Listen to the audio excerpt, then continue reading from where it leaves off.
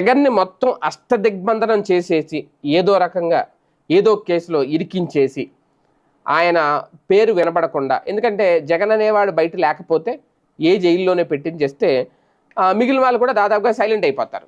ఇప్పటికే కేసుల భయంతో చాలామంది నోరు విప్పట్లేదు. ఇక జగనే లోపలికి వెళ్ళిపోతే పార్టీని ఎవరు లీడ్ చేస్తారు? విజయమ్మ దూరంగా ఉన్నారు, షర్మిల కాంగ్రెస్లో ఉన్నారు, భారతి గారు బయటకు వచ్చి పార్టీని భుజాన్ని వేసుకుంటారో లేదో తెలియదు. ఒక రకంగా జగన్ కనుక జైలుకి వెళ్తే ఇప్పుడున్న పరిస్థితుల్లో కంప్లీట్ క్లోజ్. అప్పట్లో అంటే జగన్ జైలుకి వెళ్ళినా సరే జైల్లో ఉన్నప్పుడు షర్మిల పాదయాత్ర చేశారు, విజయమ్మ వెన్నంటే ఉన్నారు, నడిపించారు. ఇప్పుడు వాళ్ళిద్దరూ దూరంగా ఉన్నారు. అంటే ఒక రకంగా అప్పట్లో తల్లి లేదంటే సోదరి సపోర్ట్గా ఉన్నారు, ఇప్పుడు వాళ్ళు లేరు, అధికారం కోల్పోయారు. అలాగే పార్టీలో చాలామంది సీనియర్లు సైలెంట్గా ఉన్నారు, బాలినేని లాంటి వాళ్ళు పార్టీకి దూరం అయిపోయారు.